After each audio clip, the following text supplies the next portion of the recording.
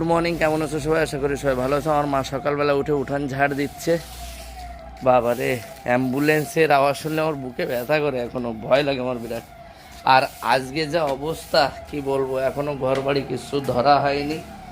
ঘর বাড়ির অবস্থা ভীষণই খারাপ। এই দেখো, এখন এই সব গুছাতে হবে, এইগুলো গুছিয়ে তারপরে কি করতে হবে, মার ঘরটাও ধরতে হবে। মার ঘরও ধরা হয়নি এই যে।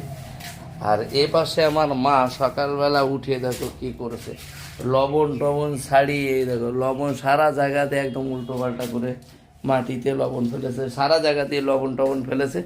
তারা গ্লাসে করে ওই জায়গাতে ছাড়িয়েছিল বাইরের অবস্থা এই যে। এখন পুরোটা ঘর বাড়ি সব আমার ধরতে হবে, ধরে পরিষ্কার করতে হবে।